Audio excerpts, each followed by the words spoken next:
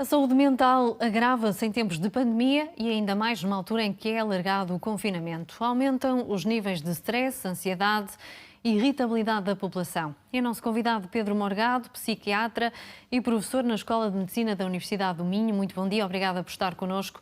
A saúde mental não foi esquecida pela Organização Mundial da Saúde, que fez recomendações logo no início da pandemia. Essas recomendações estarão a ser postas em prática? Olá, bom dia. Essas recomendações têm que ser postas em prática por todos nós, todos os dias. De facto, todos nós estamos a experienciar medos, estamos a experienciar ansiedade e a primeira mensagem que eu gostaria de transmitir é que num momento destes, num momento tão extraordinário como estes, esses sentimentos são normais.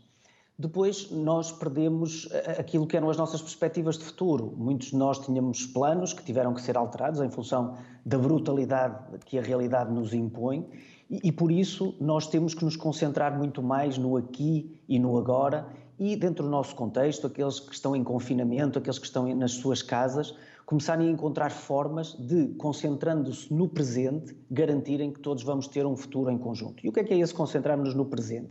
É precisamente seguir essas recomendações, é manter atividade física, mesmo que ela seja feita em confinamento, é manter relações sociais, mesmo que elas sejam feitas à distância, é partilhar emoções, mesmo que elas sejam emoções de tristeza, de medo, de angústia, nós temos que as partilhar com os nossos amigos e com os nossos familiares para elas serem melhor vividas, é procurar ajuda sempre que é necessário e é também evitar o alarmismo, evitar o consumo excessivo de notícias e de informação à volta da Covid-19 e, sobretudo, evitar a desinformação, a má informação e algumas notícias que são muito alarmistas, que deturpam algumas realidades e que acabam por motivar... Mas esse é um exercício pessoas. difícil numa altura em que essas informações entram pelas casas das pessoas a toda a hora e também nos telemóveis e noutras aplicações, informações que deixam as pessoas ansiosas e angustiadas.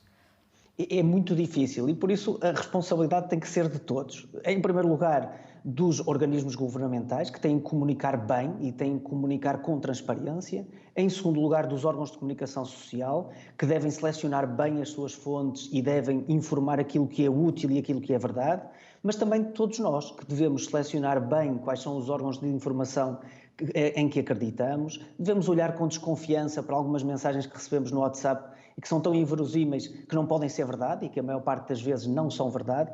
E também disciplinarmos aquilo que são os nossos tempos. Deve haver um tempo do nosso dia para dedicarmos ao consumo de notícias e de informação e outro tempo para dedicarmos a estar com os nossos amigos e com as nossas famílias, ainda que à distância, para o exercício, para a leitura, para ver filmes, para ver séries e naturalmente para trabalhar. Portanto, há aqui uma missão individual de que não nos devemos demitir para conseguirmos preservar-nos e preservar aquilo que é a nossa saúde mental. Isto são dados muito importantes. Há um outro vértice que eu acho que vale a pena nós insistirmos. É preciso reforçar o apoio às atividades culturais, porque no primeiro confinamento nós tivemos um boom de atividades culturais, de iniciativas de solidariedade social, uma partilha muito significativa de bons exemplos que nos estão a faltar neste segundo confinamento. Nós estamos demasiado preocupados em apontar o que está mal, em apontar as pessoas que não cumprem, em ir atrás de alguns casos que são muito bizarros e muito raros de incumprimento,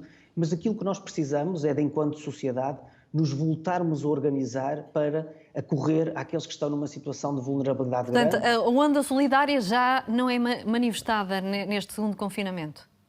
Nem a onda solidária tem a dimensão e a exposição mediática que teve no primeiro confinamento, nem a produção cultural também acompanhou nesta segunda fase aquilo que seria necessário. E isto tem a ver com opções que também são opções políticas e opções da sociedade. Porque se é verdade que num primeiro momento nós tivemos muitas figuras públicas, muitos artistas, que através dos seus testemunhos e das suas iniciativas nos ajudaram a todos e promoveram saúde pública dessa forma, nesta fase estamos todos cansados, os artistas e as pessoas do meio cultural estão a passar também por muitas dificuldades e, portanto, este é um investimento que nós também temos que fazer enquanto sociedade e que o Estado tem que voltar a fazer, porque através da cultura, através da atividade física, através de todas essas atividades que podemos desenvolver em paralelo, nós também preservamos a saúde de todos e dessa forma contribuímos para controlar melhor aquilo que é a transmissão do vírus.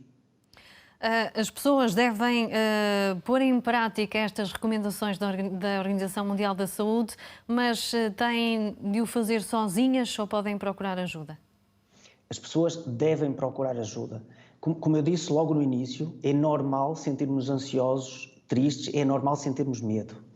Quando o medo, a ansiedade e a tristeza domina toda a nossa existência, quando já não conseguimos ter momentos de prazer, mesmo com as dificuldades do nosso tempo, quando estar com os amigos e com a família, mesmo que à distância, já não nos provoca sensações de conforto, então se calhar nós estamos a passar por uma situação de doença e devemos procurar ajuda. E essa ajuda existe onde? Existe no médico de família, existe nos psicólogos, existe nos psiquiatras, existem inúmeras iniciativas e linhas de apoio que estão neste momento disponíveis e a que nós temos a obrigação de recorrer. Há uma preocupação também muito grande que eu queria aqui destacar e que também tem sido referida pela OMS, com as pessoas que à entrada desta pandemia já sofriam de doenças psiquiátricas. Nós temos que continuar a garantir o apoio médico e psicológico às pessoas que estão nessa condição e, portanto, não podemos deixar que os serviços de psiquiatria continuem a ter a sua atividade normal, continuem a ter os seus espaços dentro dos hospitais, porque essa utilização põe em causa a saúde daqueles que são mais vulneráveis. E as crianças também não devem ser esquecidas nesta questão.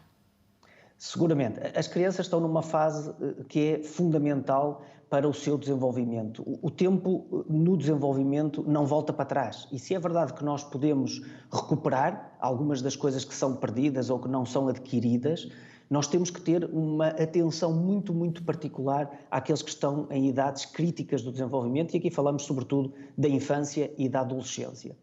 Há, obviamente, neste momento de pandemia, um componente de aprendizagem no que é lidar com a adversidade, do que é gerir o medo, que nós não devemos desprezar.